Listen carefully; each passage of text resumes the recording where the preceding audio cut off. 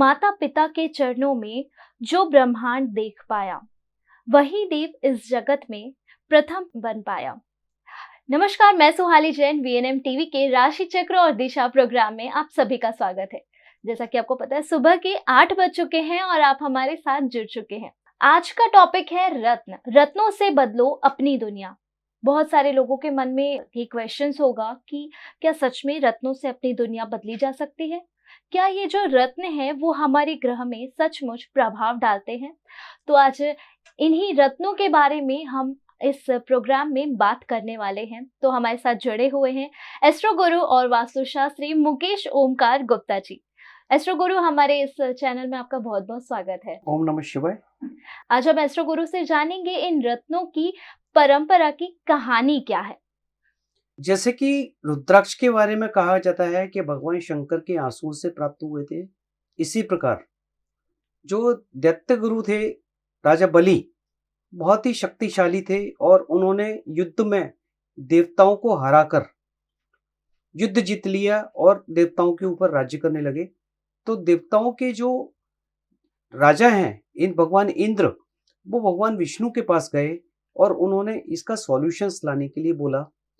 तो भगवान विष्णु एक बौने का रूप रखकर राजा बलि के पास गए और उन्होंने उनसे दान मांगा।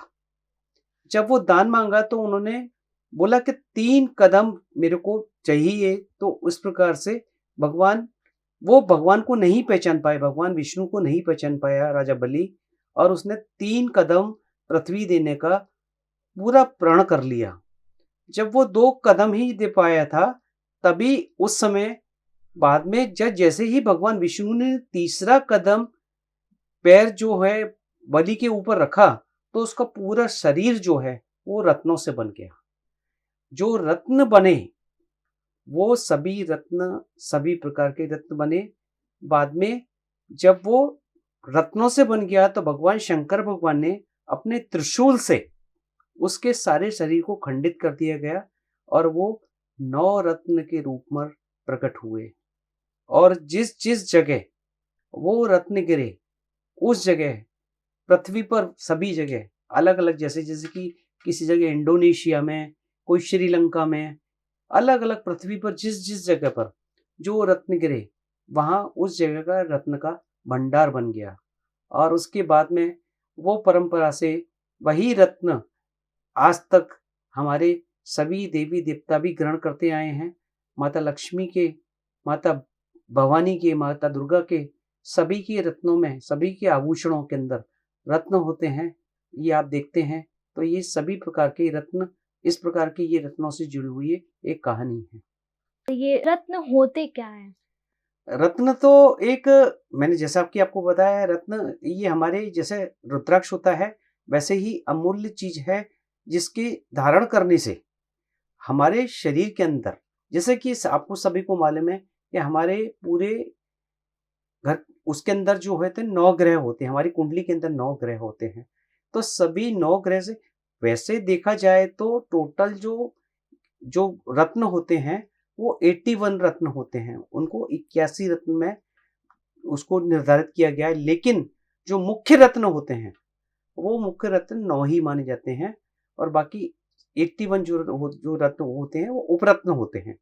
तो उपरत्नों की इतनी वैल्यू नहीं है जितनी की रत्नों की वैल्यू है। तो आज आपको मैं रत्नों के बारे में बताता हूँ। रत्नों के करने से क्या होता है, रत्न धारण करने से जो हमारे जो भी हमारा ग्रह कमजोर होता है, उस ग्रह को बल मिलता है और उस ग्रह से रिलेटेड हमारी कुंडली के अंदर जो निर्बलता होती है, जो हमारी कुंडली के अंदर कमी होती है, वो उससे पूरी हो जाती है, ऐसा शास्त्रों में कहा गया है। तो इन रत्नों को पहनने का सही तरीका कौन सा है? क्योंकि बहुत सारे लोग बोलते हैं कि दूध में अभिषेक करके पहनना चाहिए।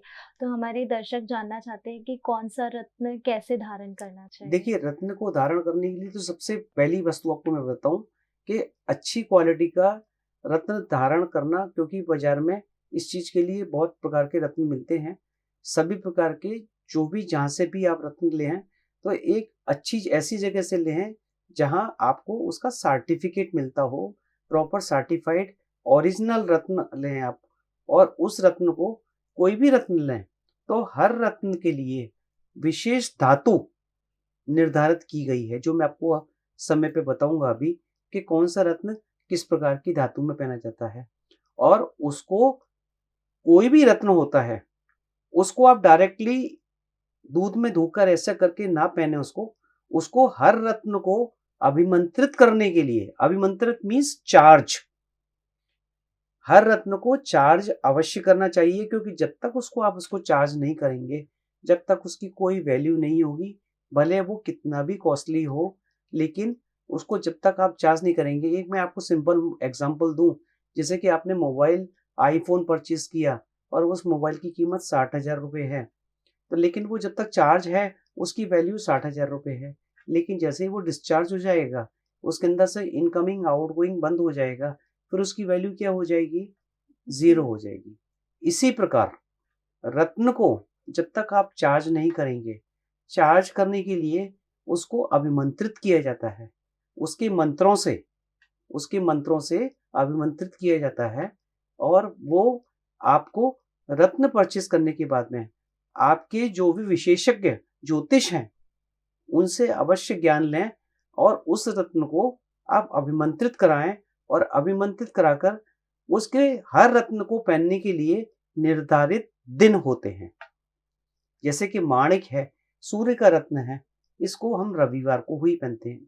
इसी प्रकार से मैं आपको सारी नॉलेज दूंगा कि कौन सा रत्न कब पहनना चाहिए और उसका टाइमिंग्स क्या होते हैं। तो ये, लेकिन रत्न लेने से पहले दो चीज का विशेष ध्यान रखें।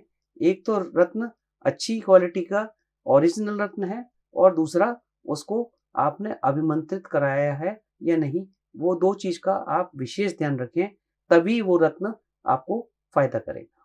तो 9 ग्रह हैं, तो इन 9 ग्रहों में कौन सा रत्न धारण करना चाहिए, कौन से ग्रह वालों को? 9 ग्रह होते हैं, 9 ग्रह के लिए 9 रत्न होते हैं। सबसे पहले मैं सूर्य ग्रह, जो सूर्य हमारे ग्रह के राजा हैं, सूर्य ग्रह के लिए मैं बोलता हूँ, उसके लिए माणिक रत्न, जिसको रूबी बोलते हैं, माणिक रत्न धारण किया जाता है। और माणिक रत्न धारण करने के लिए रविवार का दिन श्रेष्ठ माना जाता है। रविवार के दिन हमको माणिक रत्न को पहनना चाहिए, और माणिक रत्न को धारण करने के लिए माणिक रत्न हमेशा या तो सोने के अंदर या पंचधातु के अंदर आप पहन सकते हैं, और अगर पैसे की क्षमता ना हो तो उसको तांबे के अंदर भी पहना जा सकता है, लेकिन इसको कभी भी चांदी के अंदर नहीं पहना जाता है, क्योंकि ये उच्च कोटि का ये रत्न है और इसको कभी भी चांदी में नहीं पहना जाता है। इसको सोने में, अगर सोने की कैपेसिटी नहीं है तो पंचधातु में भी इसको धारण किया जा सकता है, और इसको रविवार के दिन भी पहना जाता है, तो उसके श्रेष्ठ फल मिलते हैं। दूसरा सोमवार के दिन आता है। सोमवार अगर किसी की कुंडली में अगर सोमवार का जो अगर दिन है, और अगर उसका मोती उसका चंद्र वीक है, सोमवार का दिन मतलब चंद्रमा का दिन, माता का दिन, अगर चंद्र वीक है तो उसके लिए मोती रत्न, जो समुद्र में पाया जाता है, समुद्र में व्हाइट कलर का रत्न होता है, उसको सोमवार के दिन पहना जाता है। और वो चांदी में, वो कभी सोने में नहीं पहना जाता, वो चांदी में पहना जाता है, क्योंकि वो व्हाइट कलर का है, मन का, चंद्र का कारण है, चंद्रमा का कारण है, इसलिए उसको हम चांदी के अंदर पहनते हैं, और उसको सोमवार को धारण किया जाता है।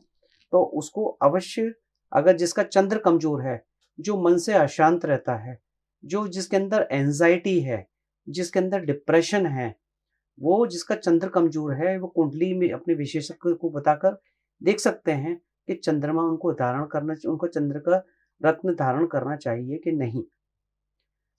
तीसरा रत्न आता है मूंगा, जिसको बोलते हैं हम मंगल के लिए, जिसका मंगल कमजोर होता है कुंडली के अंदर, जैसे कि आपको बताया कि मंगल कमजोर होता है, तो ये मंगल रत्न जो होता है वो एक जड़ी बूटी है जो समुद्र में पाई जाती है।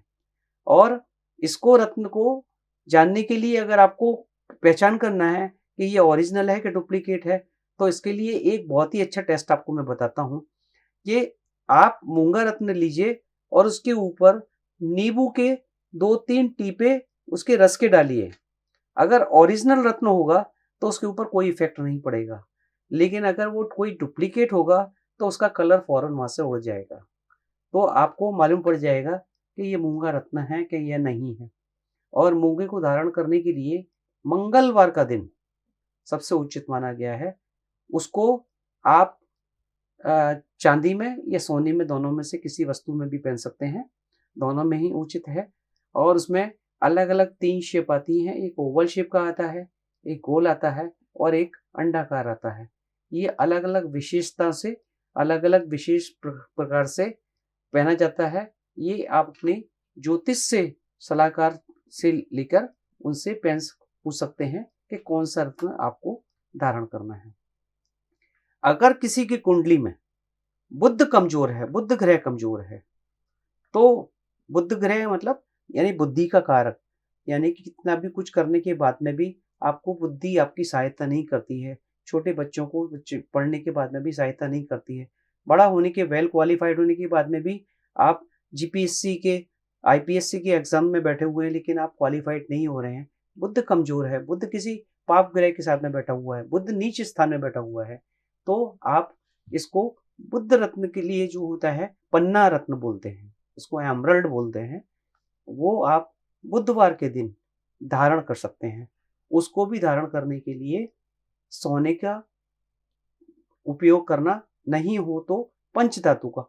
उसको मैं आपको विशेष बता दूं, अगर किसी के पास सोने की व्यवस्था नहीं है, क्योंकि सोने की कीमत आजकल 60-62 हजार रुपये प्रति 10 ग्राम हो गई है, तो उस कंडीशन के अंदर वो पंचधातु के अंदर भी 5 प्रकार की धातुएं आती हैं, जिसके अंदर सोना, चांदी, कॉपर, जिंक, तांबा, ये सभी प्रकार की जिंकों को उसको पंच धातु बोलते हैं और वो भी शुद्ध धातु मानी जाती है। उसको भी शास्त्रों के हिसाब से उसको शुद्ध धातु माना गया है। तो पंच धातु के अंदर आप पहन सकते हैं। उसके बाद आता है गुरु ग्रह। अगर आपके कुंडली में गुरु खराब है तो उसके लिए येलो सफायर, जिसको बोलते हैं हम येलो सफायर, इसको पुखराज बोलते हैं। पुखराज रत्नों का राजा, इसको भी, पुखराज को भी हम धारण कर सकते हैं।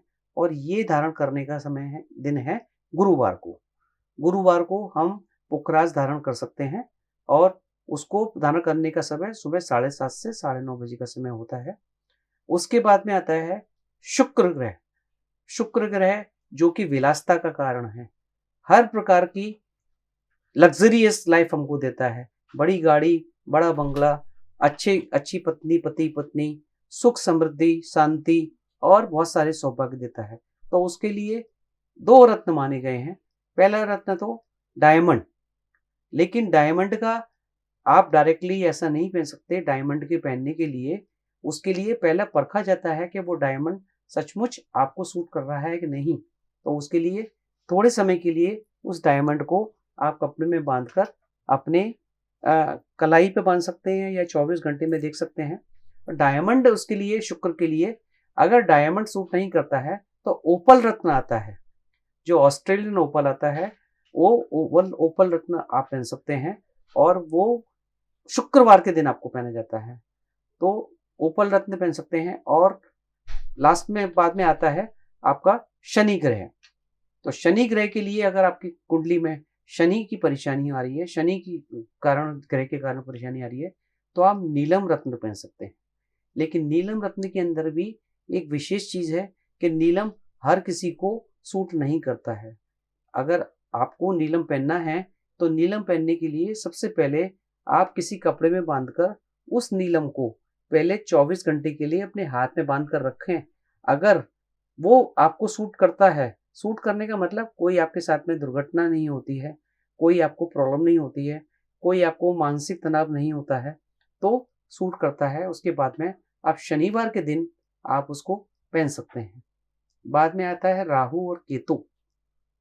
ये दोनों ग्रहों के लिए हमको कैटाइस और लहसुनिया, ये 2 रत्न होते हैं।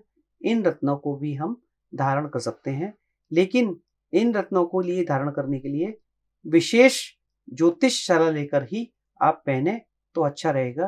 क्योंकि ये धारण करने के लिए किस प्रकार से, कौन सा ग्रह कौन से भाव में बैठा हुआ है, किस टाइप से बैठा हुआ है, उसकी विश्लेषण करना कितनी डिग्री पर है वो करना बहुत जरूरी है। इसलिए ये ज्योतिष सलाह के साथ में करें। लेकिन ये 9 रत्न मैंने जो आपको बताए हैं, वो 9 रत्न पहनने से आपको अवश्य फायदा मिलेगा। लेकिन उसके लिए 2 चीज का बहुत आवश्यक होना जरूरी है। एक तो रत्न ओरिजिनल होना चाहिए, अच्छी क्वालिटी का होना चाहिए। दूसरा अभिमंत्रित होना चाहिए। ये विशेष ध्यान रखें तो आपको अवश्य फायदा मिलेगा। कि रत्नों को पहनने का भी एक तरीका होता है, तो कौन सा रत्न कैसे धारण करना चाहिए? देखिए, रत्न को आप किसी प्रकार से भी अगर आपको सूट करता है तो आप उसको अपनी अंगूठी में भी बनवा के पहन सकते हैं। आप उसको लॉकेट की तरीके से भी पहन सकते हैं। आप उसको लेकिन उसमें ऐसा है कि उसका रत्न का जो लास्ट जो पीछे का हिस्सा है वो आपकी बॉडी को टच होना चाहिए। जब तक वो आपकी बॉडी को टच नहीं होगा उसका आपको कोई भी फायदा नहीं होगा। क्योंकि रत्नों का बेनिफिट्स क्या होता है, जैसे कि मैंने आपको बताया कि जो माणिक रत्न होता है, वो माणिक रत्न सूर्य का हमारी जो सूर्य की डेफिशिएंसी है उसको खत्म करता है। तो इसके अंदर से जो लाल कलर की जो रेज होती हैं, किरणें होती हैं, वो हमारी बॉडी में आती हैं और हमारी बॉडी के आकर जो हमारे बॉडी के अंदर जो हमारे शरीर के अंदर सूर्य की जो रेज की कमी है वो उसको पूरा करती हैं। तो उसके पहनने से हमको जो हमारा सूर्य ग्रह कमजोर है उसको हमको बेनिफिट्स होता है। ये हमारे रत्नों के पहनने से फायदे मिलते हैं। तो हमने आज एस्ट्रो गुरु से जाना कि कौन सा रत्न कैसे धारण करे, कौन सा ग्रह कमजोर हो तो उसको सही करने के लिए कौन सा रत्न हम धारण करें और कैसे धारण करें। तो चलते हैं कि वास्तु की टिप्स क्या है। देखिए, वास्तु के टिप्स को मैं आपको रत्नों के साथ में तो जॉइंट मैंने आपको आज का पूरा आपको नॉलेज दिया। लेकिन उसके साथ साथ आजकल जो मॉडर्न एज हो गई है, मॉडर्न एज में आज जो बिल्डर्स हैं वो कम से कम जगह के अंदर अच्छे से कम से कम ज़्यादा से ज़्यादा प्रॉफिट कर लेने के लिए जो भी फ्लैट्स हैं या बंगलोज बना के देते हैं। लेकिन आजकल उसमें वो वास्तु का नहीं देखते हैं कि वास्तु किस प्रकार से दे रहे हैं। तो उसके अंदर स्पेशल आप लोग भी जब भी कोई मकान बनाते हैं या जमीन लेकर, आप सबसे पहले तो जो भी अपना मकान जमीन लेकर बनाना चाहता है तो उस जमीन की गुणवत्ता चेक करा लें कि उसके अंदर कितनी प्रोडक्टिविटी है, कितना पॉजिटिविटी है उसके अंदर जमीन के अंदर।